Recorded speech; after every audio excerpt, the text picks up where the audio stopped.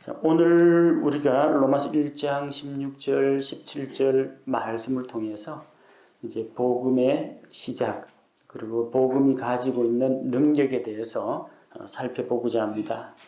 지난 시간까지 다루었던 것은 바울의 문안 인사와 로마 방문 계획에 대해서 살펴보았습니다. 실제로 바울이 로마에 있는 성도들에게 하고 싶은 말은 오늘 16절부터 시작이 됩니다. 지난 시간에 우리가 15절에서 나는 또한 로마에 있는 너희에게 복음을 선포할 준비가 되어 있다고 했습니다. 자, 준비가 됐습니다. 복음을 선포합니다. 복음을 선포하면서 제일 먼저 무엇을 이야기하는지 보십시오.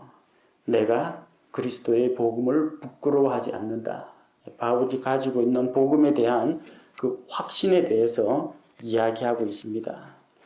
내가 그리스도의 복음을 부끄러워하지 않는다. 자, 이 복음은 어떤 복음이냐? 누구의 복음입니까?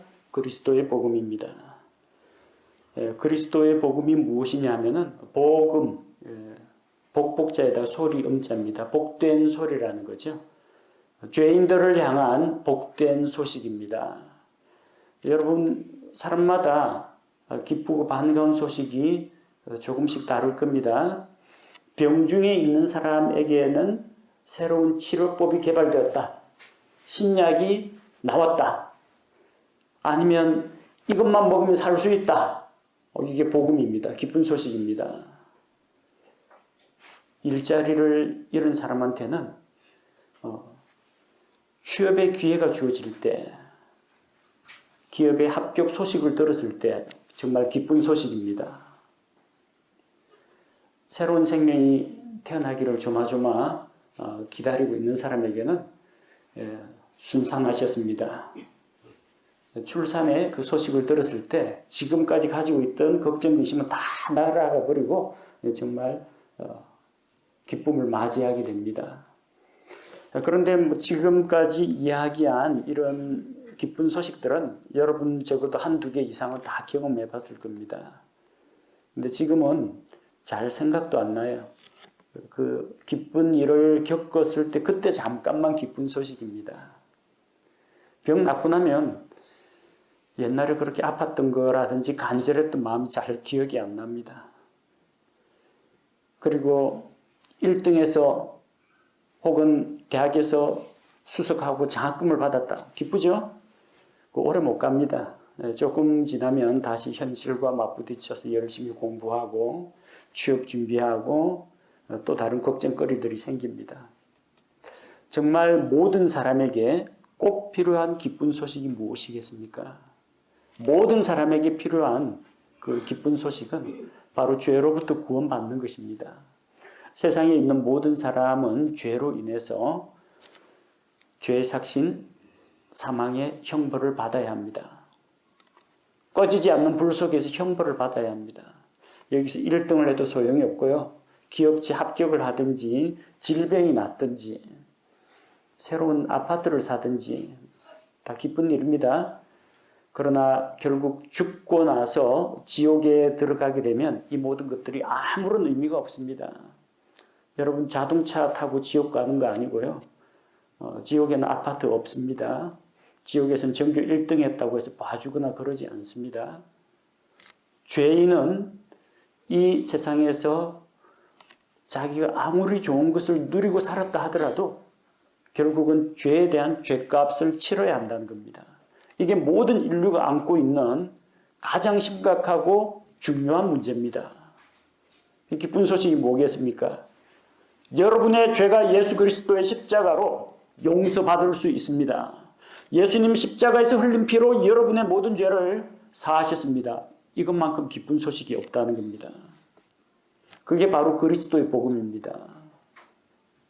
이 복음은 그리스도의 복음입니다. 이 복음은 하나님께서 이 복음의 근원이 되십니다.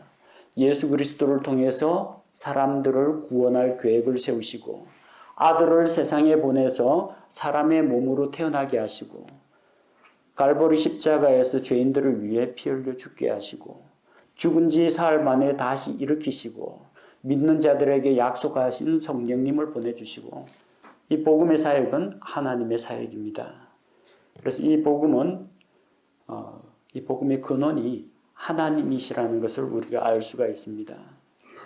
그리고 그리스도의 복음이라고 할 때 그 그리스도의 소유격 조사 의가 붙었죠.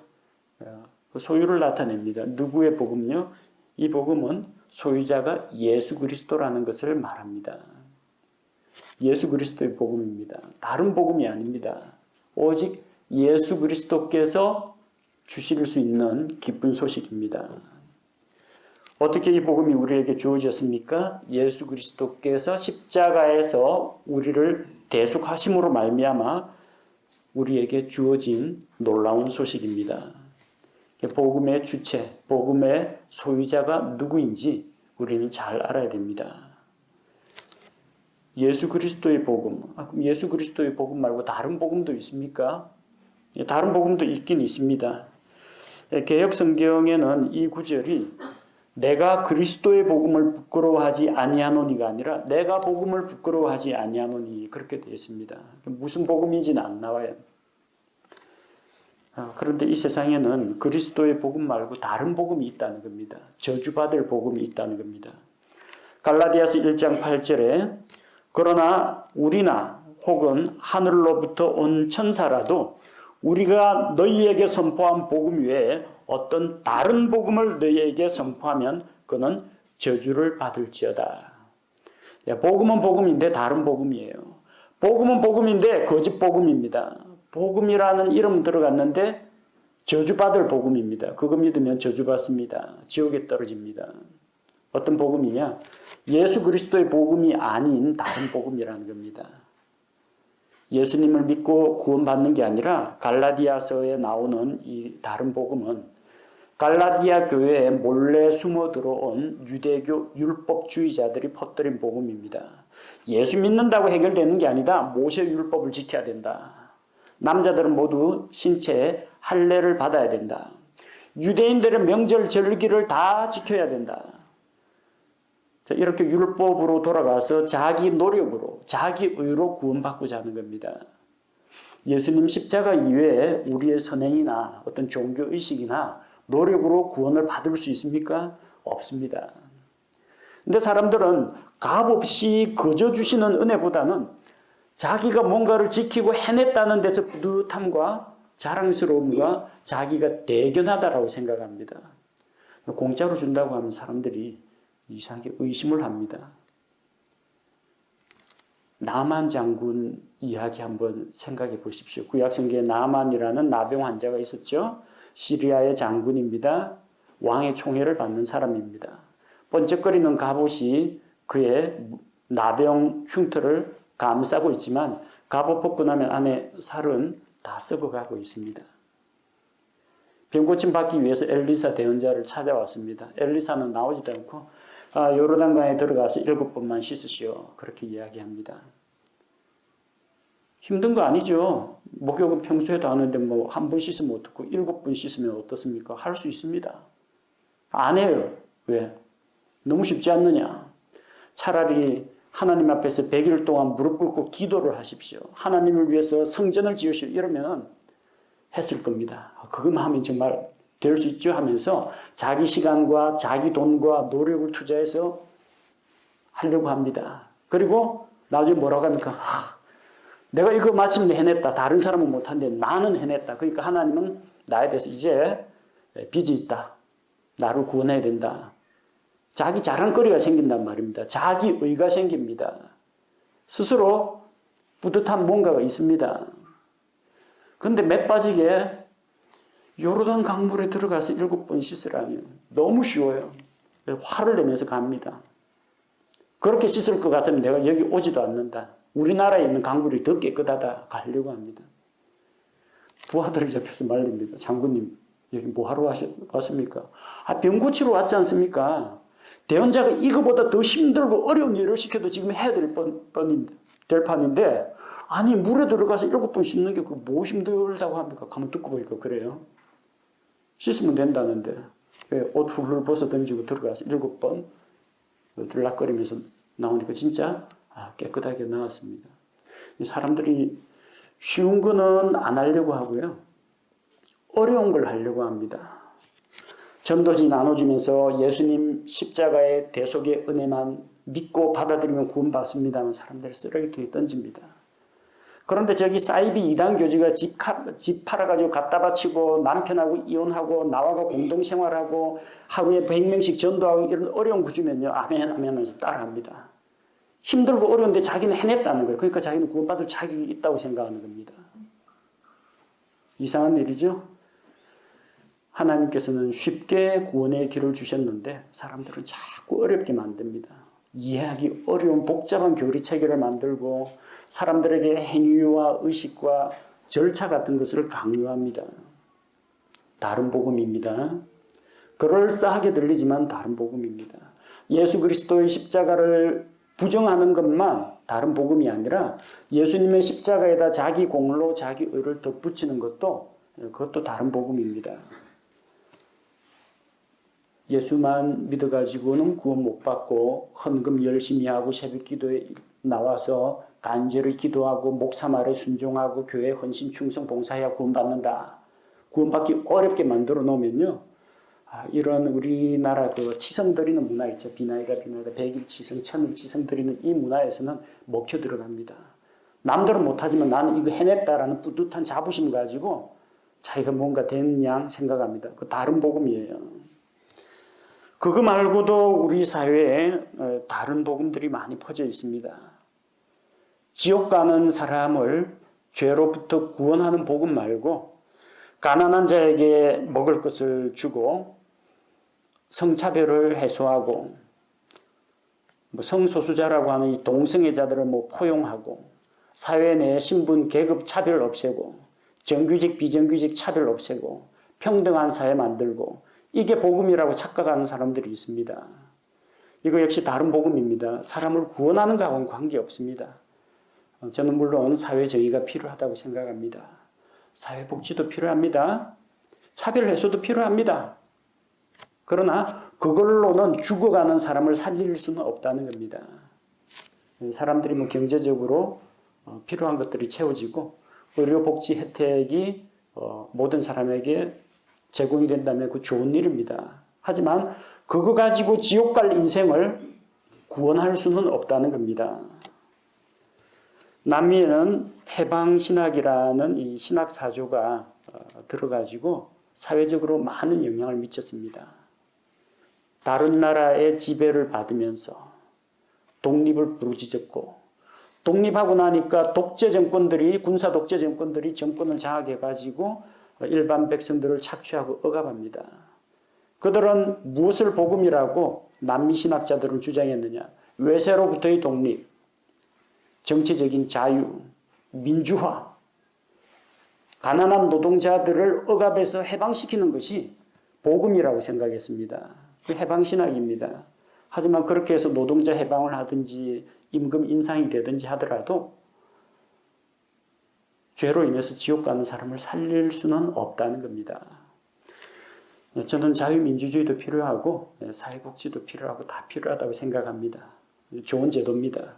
하지만 예수 그리스도의 십자가에서 대속하신 그 생명의 복음이 없이는 죄인들을 구원할 수가 없다는 겁니다. 그리스도의 복음이 중요합니다. 사회주의 복음이나 아니면 민중복음이라든지 이런 거는 구원하고는 전혀 관계가 없습니다. 로마서에서 말하는 그 복음은 어떤 복음이냐? 두 번째는 그 복음이 하나님의 권능이기 때문이라. 권능이 있는 복음입니다. 이 권능이라는 단어가 그리스에서는 두나미스라고 표기되어 있습니다. 두나미스. 두나미스라는 말은 이제 강한 능력 혹은 초자연적인 기적을 일으키는 힘을 두나미스라고 합니다. 여기에서 파생된 영어 단어들 보면요. 다이나모, 발전기입니다. 동력을 생산해낸 발전기 있죠. 그 다음 다이내믹, 동력, 힘 이런 것이 여기에서 나왔습니다. 그래서 어떤 설교자들은 이제 이것을 복음을 다이너마이트에 비유합니다. 다이너마이트의 이 다이나 이것도요. 두나미스에서 나왔습니다. 힘, 능력에 해당되는 단어입니다. 네, 복음은 이제 다이너마이트라고 하시면 안 됩니다. 복음은 권능이지. 다이나마이트는 뭐 하는 거예요? 저 광산에서 뭐 채석장에서 뭐 파괴할 때 사용하는 겁니다. 전쟁에서 폭발물 이 파괴하고 죽이는 데 사용하는 게 다이너마이트입니다. 복음은 파괴하거나 죽이거나 하는 게 아닙니다. 복음은 살리는 겁니다. 그래서 어원은 같은 두나미스라고 할지라도 복음은 다이너마이트는 아닙니다. 살리는 복음입니다. 사람을 구원하고 사람에게 생명을 주고 사람을 진리 가운데서 세워줍니다. 복음에는 그럴 능력이 있다는 겁니다. 생명의 능력이 있습니다. 세상 사람들에게는 참 이 복음이 어리석게 보입니다. 착하고 바르게 살자 뭐 이런 걸 이야기하면 도덕적으로 타당하다 그럴 텐데 이야기하는 게 뭡니까? 우리가 믿는 예수님이 십자가에 달려 죽고 부활하셨다. 아니 세상 어느 종교에서 자기네 교주가 그것도 가장 비참하고 잔인한 십자가형 받고 죽은 게 무슨 자랑거리라고 그거 이야기합니까? 차라리 뭐 마호메트가 승천을 했다라든지 부처가 깨달음을 얻어서 득도해가지고 니르바나로 갔다 이러면 신기하다 그럴 텐데 아니 무슨 가장 그 흉악한 죄수들을 매달아 가지고 물과 피를 다 빼가지고 말려 죽이는 그 잔인한 형벌을 받았다 그거 자랑거리라고 이야기하고 다니니까 그 당시 고린도 사람들이 얼마나 비웃었겠습니까? 바울이 전하는 복음 예수라는 그 인물에 대해서 전하는데 보니까 이야기들을 보니까 십자가에 달려 죽었다. 그 십자가에 달려 죽은 예수님을 믿어야 한다고 하니까 그들로서는 참 어리석게 보이는 겁니다.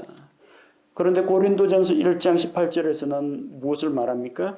십자가를 선포함이 멸망하는 자들에게는 어리석은 것이로되 구원받은 우리에게는 하나님의 권능이니라. 전도하는 게 참 어리석게 보이죠? 만나가지고 당신은 죄인입니다. 죄 문제 해결하기 위해서는 예수님을 믿어야 합니다. 예수님이 당신을 대신해서 십자가에서 죽었습니다. 이거 이야기하는데 그래도 자기 죄를 깨닫고 구원자이신 예수님을 의지하고 믿고 돌아오는 사람이 있다는 겁니다. 왜 그렇습니까? 권능이 있기 때문입니다. 복음의 권능이 있습니다. 이게 복음이 참 체계적이고 논리적이라서 이것만 듣고 있으면 혹하니 설득되는 게 아니라요. 복음의 권능이 있기 때문에 하나님의 말씀의 권능이 있기 때문에 죄인이 자기 죄를 깨닫고 회개하고 돌아오는 일이 일어난다는 겁니다. 그래서 예수 그리스도를 믿으면 복음을 통해서 예수 그리스도를 믿으면 지옥 가야 할 사람이 천국 갑니다. 하나님하고 관계가 단절되어 있던 사람이 하나님을 만납니다. 하나님의 말씀인 성경을 읽고 깨닫기 시작합니다. 말이 변하고 행동이 변하고 성품이 변화가 일어납니다. 놀라운 변화가 일어납니다. 무엇 때문에 그렇습니까? 하나님의 말씀인 복음의 권능이 있기 때문입니다. 우리가 믿고 있는 이 복음이 그만큼 대단한 겁니다. 자, 세 번째, 이 복음은 어떤 복음이냐? 믿는 모든 자를 구원에 이르게 하는 하나님의 권능이라고 했죠. 믿는 모든 자를 구원에 이르게 하는. 자, 이 복음은 죄인들에게 구원을 줍니다. 세상 종교에서는 구원을 받으려면 뭔가를 자꾸 하라고 합니다. 그래서 do, 몸을 하시오, 하라는 종교입니다. 이슬람교에서도 이슬람 교도들이 지켜야 할 율법들이 있습니다. 유대교에서도 교인들이 지켜야 될 율법들이 613가지가 있습니다. 다 외우지도 못해요. 10계명만 있는 게 아니고요. 그거 다 외우려면 힘들어요. 불교에서도 불교 수행자들이, 불교 신자들이 지켜야 할 그런 계율들이 있습니다. 뭔가를 해야 한다. 의식을 수행해야 한다. 계명을 지켜야 한다. 율법을 지켜야 한다. 금기를 범하지 말아야 한다. 뭘 함으로써 구원을 받으라고 합니다. 근데 우리는 뭘 이야기하느냐? 믿으라고 합니다. 그래서 선하게 사는 모든 자를 구원에 이르게 하는 이게 아니고요. 인격이 훌륭한 사람을 구원에 이르게 하는 이것도 아닙니다. 뭘 합니까? 믿는 모든 자를 구원에 이르게 하는. 무엇을 믿느냐? 예수님께서 행하신 것을 믿으라고 합니다. 우리 자신의 선행이나 공로를 믿으라는 게 아니라 예수님께서 십자가에서 나를 대신해서, 나의 죄를 대신해서 피 흘리고 내 대신 하나님 앞에서 자기 생명의 피를 흘려서 대신 속죄하신 것을 믿으라고 합니다. 다른 종교들은 do, 뭘 하라는 종교입니다. 우리는 어떤 종교입니까? 예수님께서 다 이뤘다. It is finished. done. 다 이루어진 겁니다. 예수님이 하셨는데 예수님이 해놓으신 것을 믿으라고 합니다. 우리가 뭘 해야 되는 게 아니고요. 사람을 구원하기 위한 모든 일은 예수님께서 다 해놓으셨습니다. 우리는 숟가락만 얹으면 됩니다. 예수님이 행하신 그 일이 바로 나의 죄를 대신한 것이라는 것을 믿고 받아들이기만 하면 구원을 받습니다. 믿는 모든 자를 구원에 이르게 합니다. 죄인들은 결코 선행이나 종교의식이나 수행이나 고행을 통해서 하나님 앞에 나아갈 수가 없습니다. 그걸로는 구원받을 수가 없습니다. 오직 그리스도의 복음을 통해서만 구원받을 수 있습니다. 누가 구원받느냐? 믿는 모든 자가 구원받습니다. 믿는 빼버리고 모든 자가 구원받는다 하면 안 됩니다. 믿는 모든 자가 구원받습니다. 다만 하나님께서는 모든 자에게 구원의 길을 열어주셨습니다. 모든 자에게 구원의 은혜를 베풀어 주십니다. 단 하나님께서 모든 사람에게 이 복음의 혜택을 주시지만 누가 그 혜택을 실질적으로 누리느냐? 믿고 받아들이는 자가 누립니다.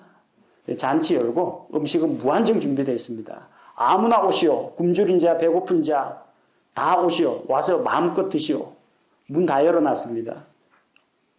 입장료 안 받습니다. 참가 자격 신분 안 따집니다. 다 오라고 했어요. 이게 하나님의 은혜입니다. 모든 사람에게 베풀어 놓은 하나님의 은혜입니다. 근데 누가 배가 부르게 됩니까? 누가 그 음식을 통해서 힘과 영양을 얻습니까? 가서 집어 먹어야 자기 겁니다.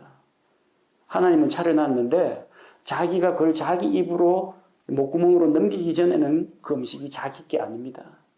밖에서 침만 꼴깍꼴깍 삼키면서 손가락 빨고 있어가지고는 음식 냄새만 맡아가지고는 하나 도움이 안 됩니다.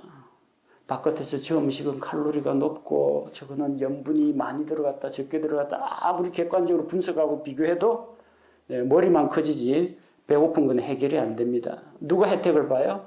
들어가서 먹어야 됩니다. 하나님께서 나오라고 할 때 나와서 참여해야 됩니다. 믿는 모든 자에게 하나님께서 구원을 약속하셨습니다. 이 복음은 어떤 복음이냐? 모든 사람에게 필요한 복음입니다. 모든 사람에게 주시는 복음입니다. 그래서 먼저는 유대인에게요. 또한 그리스인에게로다. 자, 먼저는 유대인에게요. 또한 그리스인에게라는 말은 차별을 말하는 것이 아니고 복음을 들을 수 있는 기회가 제시된 순서를 이야기하는 겁니다. 다른 번역본에 첫째는 유대인에게 하니까 유대인이 첫 번째구나. 나머지는 순서가 밀리네. 그게 아니라요. 또한 유대인뿐만 아니라 또한 그리스인에게라고 했습니다. 이 복음은 모든 사람들에게 다 영향을 미칩니다. 근데 먼저는 유대인에게입니다. 왜? 예수님께서 이 세상에 사람의 몸으로 오실 때 유대인들에게 오셨습니다. 먼저 자기 백성에게 찾아오셨습니다. 아브라함 언약에 따라서 다윗과 세운 언약에 따라서 예수님께서는 유대인 남자로 태어났습니다. 먼저 자기 백성에게 찾아오셨고 그분이 처음 사역을 할 때 처음에 믿고 주님을 따른 제자들은 다 유대인들입니다. 처음에 예루살렘에 교회가 형성될 때 유대인 중심이었습니다.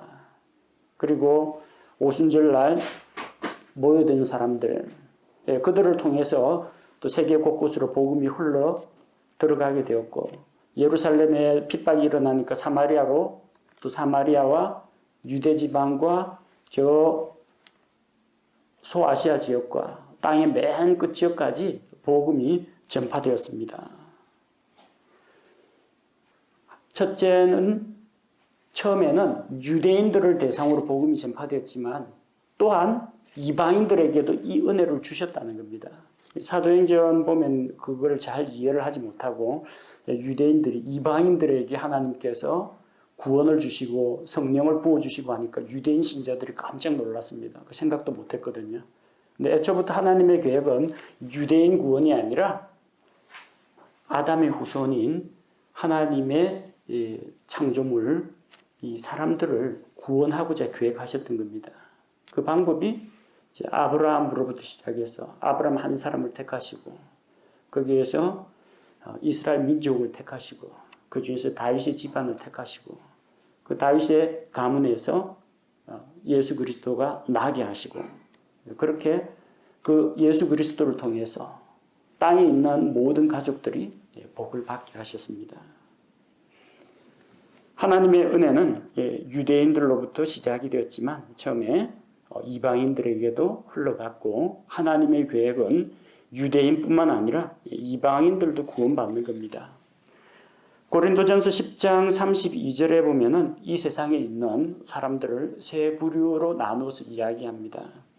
유대인들에게나 이방인들에게나 하나님의 교회나 거치는 자가 되지 말라고 했습니다. 세 부류가 있어요. 유대인들, 이방인들, 그리고 교회가 있습니다. 유대인들 가운데에서도 예수 그리스도의 복음을 믿고 구원받으면 하나님의 교회, 예수 그리스도의 몸에 속한 자가 됩니다. 이방인 가운데에서도 믿고 구원받으면 예수 그리스도의 몸에 속한 자, 교회가 됩니다. 그래서 먼저는 유대인에게 또한 그리스인에게인데 이방인을 말하죠. 그리스인은 유대인이나 그리스인이나 상관없이 그리스도의 복음을 믿고 구원받으면 신약교회 성도가 됩니다. 자, 그 복음으로 말미암아 어떤 일들이 우리에게 일어나느냐? 복음의 열매가 무엇이냐? 17절에 보니까 복음에는 하나님의 의가 믿음에서 믿음까지 계시되어 있나니 복음에는 하나님의 의가 나타나 있습니다. 복음은 예수 그리스도의 복음은 바로 하나님의 의를 우리 죄인들이 얻게 하는 하나님의 방법입니다. 로마서 전체의 주제를 이야기하라고 하면 하나님의 의라고 할 수 있습니다. 좀 구체적으로 이야기하면은 믿음으로 말미암는 하나님의 의를 로마서에서 소개하고 있다는 겁니다. 그 의가 무엇이냐? 의는 하나님의 본질적이고 절대적인 속성을 이야기합니다. 하나님의 여러 가지 속성 가운데 하나님이 행하시는 것은 언제나 옳습니다. 옳을 의자를 사용합니다. 하나님께서 무엇을 생각하거나 계획을 하거나 집행하거나 판단하거나 항상 그 모든 것은 옳다는 겁니다. 죄인들은 먹고 숨쉬는 것 자체가 죄입니다. 왜? 하나님 없이 살아가기 때문에. 하나님을 위해 먹고 마시지 않고 자기의 정욕을 위해서 먹고 마시기 때문에. 죄인들은 일하는 것도 죄고요. 자는 것도 죄고 살아있는 존재 자체가 죄 덩어리입니다. 근데 하나님은 거룩하고 의로우신 분입니다. 아니, 거룩하고 의로우신 하나님께서 어떻게 이 죄인들을 의롭다고 부르실 수가 있느냐? 어떻게 죄인을 의롭게 하실 수가 있느냐? 복음으로 말미암아 가능합니다. 하나님의 공의로 말하자면 세상에 있는 죄인들을 한순간에 다 멸망시켜도 아무런 하자가 없습니다. 법은 법대로 집행하기 때문에.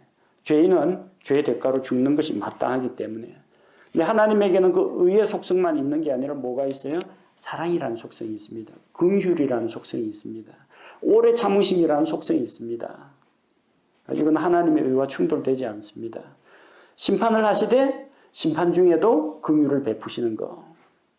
죄에 대해서는 철저하게 응징을 하시되 죄인들에 대해서는 안타깝고 불쌍하게 여기시는 것. 이게 하나님의 속성입니다.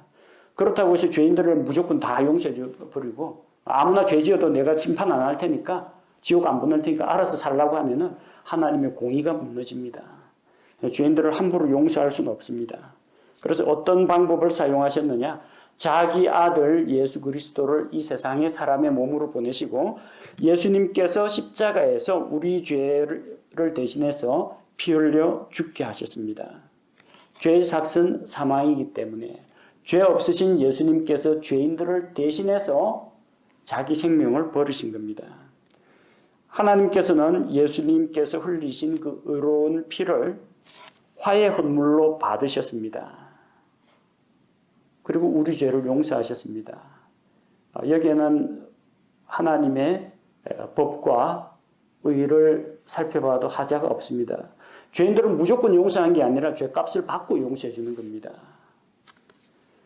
정부에서 만약에 이제 빚진 사람들 무조건 다 탕감해 준다고 하면은 문제가 되겠죠. 그럼 누가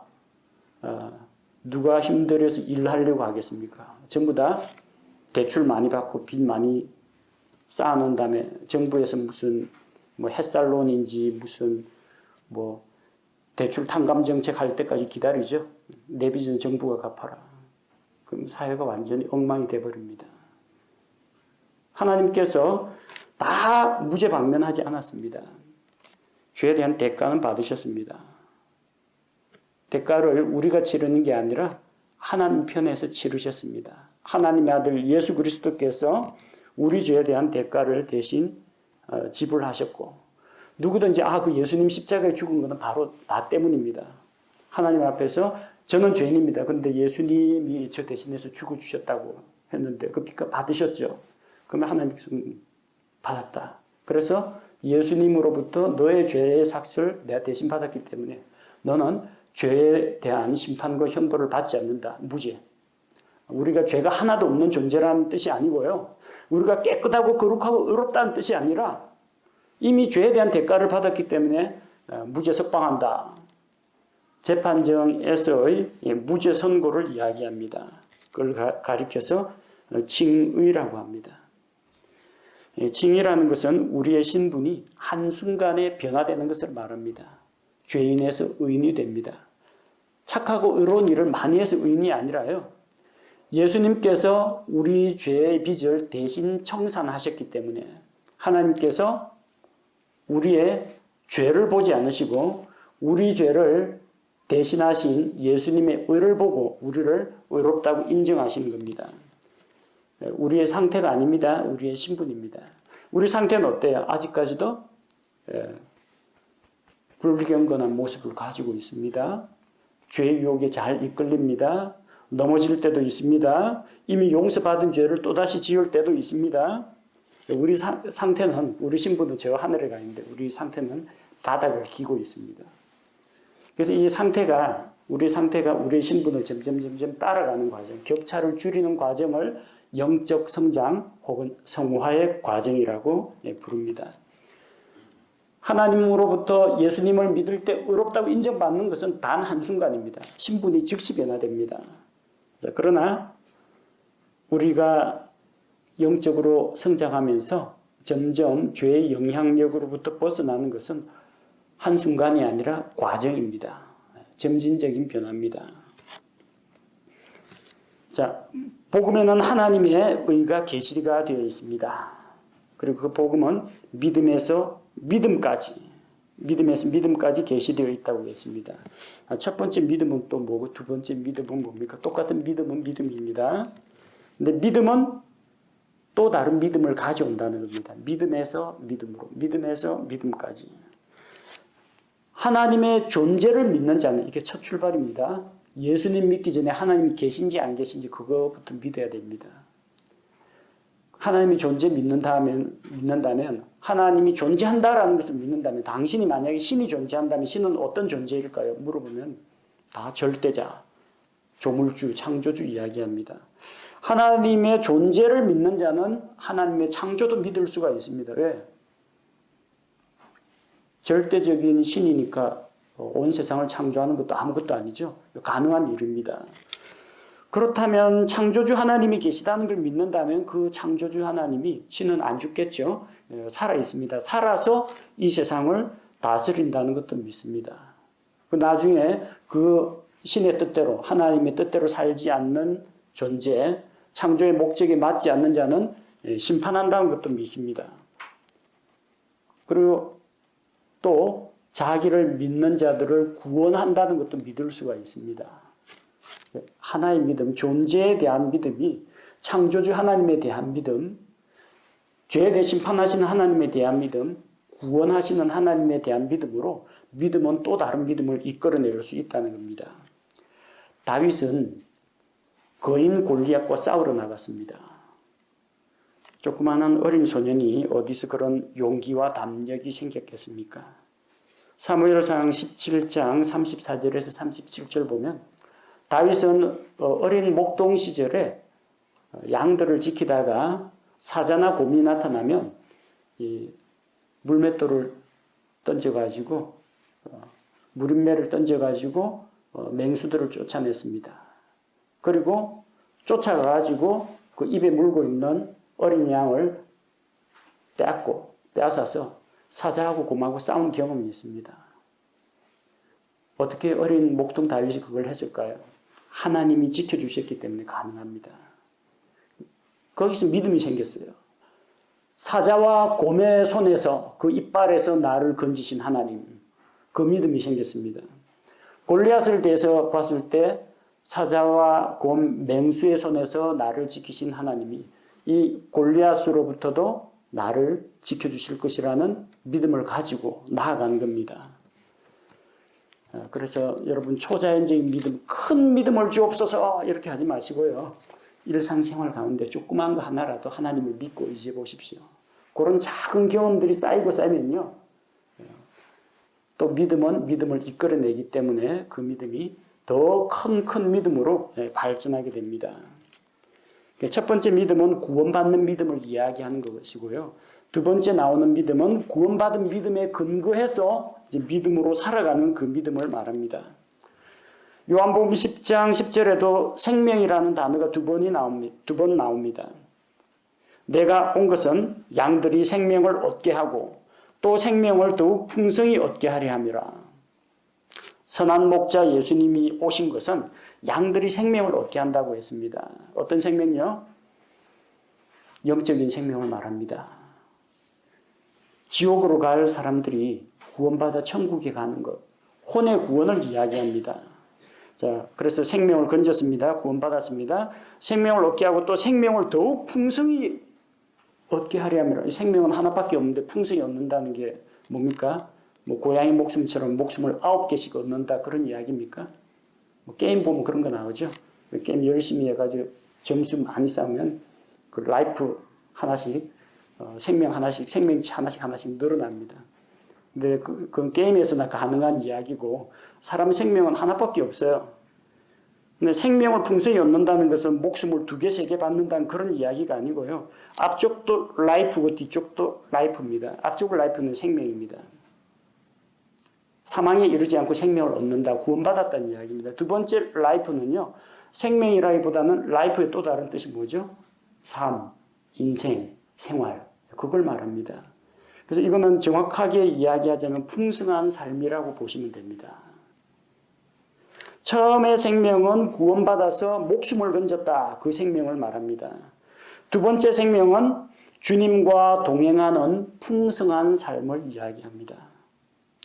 그래서 우리는 믿음에서 믿음까지, 믿음에서 믿음에 이르게 되는데 믿음으로 생명을 얻습니다. 그게 로마서 1장에서 8장까지 복음을 통해서 믿음으로 구원받는 이야기입니다. 그 다음에 또 다른 믿음이 나온다는 겁니다. 두 번째 믿음, 날마다 믿음으로 살아가는 믿음의 삶을 살게 됩니다. 그건 로마서 12장부터 나옵니다. 어쨌든 복음은 믿음을 통해서 죄인의 생명을 구원하고 구원받은 사람이 믿음으로 하나님을 의지하면서 말씀을 따라 살아가도록 돕는 그 일을 한다는 겁니다. 그래서 이것은 바로 구약 성경에 예언된 것처럼 하박국 2장 4절에 나오는 말씀처럼 의인은 믿음으로 살리라 함과 같으니라. 믿음으로 생명을 얻는 것 말고 믿음으로 살아가는 것도 포함이 되어 있다는 겁니다. 중요한 문제입니다. 어떤 단체에서는 예수 믿고 지옥 갈 생명 구원 얻었으면 그걸로 끝입니다. 무슨 짓을 저지르더라도 아무리 나쁜 일을 저지르더라도 최소한 예수 믿었으니까 지옥은 안 간다. 네 마음대로 살아라. 영적 성장이나 변화가 없습니다. 그러나 성경은 뭘 이야기합니까? 믿음으로 목숨을 건지는 서바이벌 하는 게 아니라 믿음으로 걸어가는 것, 믿음으로 살아가는 것을 이야기합니다. 그럼 죄 가운데 살지 말아야죠. 하나님의 진리 가운데 살아야죠. 믿음으로 살아가야죠. 믿음으로 사는 삶도 포함이 된다는 겁니다. 이 말씀이 의인은 믿음으로 살리라 라는 말씀이 하박국 2장 4절에 나오는 말씀인데 신약 성경에서 3번 인용됩니다. 로마서, 갈라디아서, 히브리서입니다. 로마서, 갈라디아서, 히브리서의 기록자는 바울입니다. 바울의 서신에 3번 나옵니다. 로마서 1장 17절 복음에 계시된 하나님의 의는 믿는 자들을 의롭게 한다. 그래서 의인이 된다는 이야기입니다. 로마서는 뭘 다뤄요? 의인에 초점을 맞춥니다. 죄인이 어떻게 의인이 되느냐? 죄인이 어떻게 하나님의 의를 받아 누리느냐? 그게 로마서의 키포인트입니다. 갈라디아서 3장 11절은 사람은 율법의 행위로서는 구원받을 수 없고 오직 믿음으로만 구원받는다고 합니다. 믿음으로. 갈라디아서에서 이야기하는 것은 행위가 아니라 믿음으로가 강조가 됩니다. 히브리서 10장 38절은 우리 구원받은 자는 뒤로 물러나서 멸망이나 침체로 빠지는 자가 아니라 믿음으로 앞으로 나아가고 살아가는 자라고 했습니다. 그래서 히브리서에서는 믿음으로 살아가는 것을 이야기합니다. 그래서 로마서는 의인, 갈라디아서는 오직 믿음으로, 히브리서는 살리라. 세 개 합친 뭐예요? 의인은 믿음으로 살리라. 이렇게 되는 겁니다. 우리는 지금 로마서에 와 있습니다. 죄인이 어떻게 의인이 되는가? 죄인이 어떻게 거룩하신 하나님 앞에 나아갈 수 있는가? 이게 우리가 살펴봐야 할 중요한 주제입니다. 바울은 예수 그리스도의 복음을 부끄러워하지 않는다고 했습니다. 자랑스럽게 여긴다는 말입니다. 부끄러워하는 자는 감추려고 합니다. 자기 성적표가 초라하면요, 잘 감춥니다. 안 보여주려고 합니다. 친구들한테도 안 보여줍니다. 부모님 도장 몰래 찍어갑니다. 성적표 잘 나온 사람은 친구들 앞에 자랑합니다. 일부러 복도에 흘리고 누가 주워주기를 기다립니다. 자랑하고 싶어서. 자랑스러우면요, 자기 학교 배지, 학교 과잠바 이런 거 입고 다닙니다. 근데 자기 학교가 별로 자랑스럽지 못하다면요, 부끄러워갖고 그거 안 입고 다닙니다. 여러분 복음을 자랑스럽게 여깁니까? 부끄럽게 여깁니까? 부끄럽게 여기는 사람은요, 식당이나 동료 직원들 있을 때는 도시락 놔도 진짜 눈 깜짝할 새에 무슨 기도했는지 하나님 안녕하고 감사 기도하니까 부끄러우니까 당신 교회 다닙니까? 예수 믿습니까? 사람들 관심 가지면 부끄러워 창피하게 이러는 사람은 전도 못합니다. 왜? 복음을 부끄러워하기 때문에. 근데 내가 예수님 믿는 게 떳떳하고 자랑스럽다. 그런 사람은 아예 탁 해놓고 보란듯이 기도합니다. 여러분 과연 생활 가운데서 예수님 자랑하고 있습니까? 복음 자랑스럽게 여깁니까? 아니면 또 제가 예수쟁이 개독교 해가지고 자기도 모르게 사회적인 시선에 위축되어가지고 부끄럽게 생각합니까? 바울은 자랑스럽게 생각했어요. 왜? 이것은 그리스도의 복음이요. 이것은 하나님의 권능이요. 이것은 죄인들을 구원하는 능력이 있는 것이요. 이 복음은 모든 사람에게 필요한 복음이요. 복음에 대한 확신이 있기 때문입니다. 우리 로마서 공부하면서 복음을 자랑스럽게 여기고 바울처럼 담대하게 복음을 전할 준비가 되어 있는 그런 사람으로 무장되어야겠습니다. 자, 의롭게 되는 것, 영원한 생명을 얻는 것, 예수님을 믿음으로 단 한순간에 이루어집니다. 몇 년 과정 그런 거 아닙니다. 숨 넘어가던 사람도 십자가에 달린 강도도 예수님 믿고 그 즉시 구원받았습니다. 근데 그 의롭게 된 사람이 믿음으로 살아가고 영적으로 성장하고 죄로부터 분리가 되고 거룩한 삶을 지향해 나가는 것은 한순간이 아니라 계속 일평생 지속되는 과정입니다. 우리 신부는 예수 그리스도와 함께 하늘의 자리에 벌써 앉아 있습니다. 하나님 백성입니다. 천국 시민권 벌써 받았습니다. 근데 이 땅에서 살아가는 우리 삶은 보기에 좀 초라해 보일 수가 있습니다. 아직까지 우리가 좀 성별이 안 된 그런 부분이 있습니다. 아직도 모난 성품, 믿는 사람 중에도 얼마든지 그럴 수가 있습니다. 아직도 좀 거룩하지 못한 옛날 습관들 떨쳐버리지 못한 사람이 있을 수가 있습니다. 그런데 장기적으로는 변화되어 가야 합니다. 구원받은 성도는 우리의 신분에 합당하게 살아야 합니다. 예수님을 믿고 생명을 얻었다. 예수님을 믿고 구원받았다. 그게 끝이 아니고요. 믿음에서 믿음까지. 생명을 얻는 것에서 풍성한 삶으로. 믿음으로 구원받았으니 매일매일의 삶도 하나님을 의지하는 가운데 말씀을 따라 믿음으로 살아가는 것이 복음의 진리에 합당한 삶인 것입니다.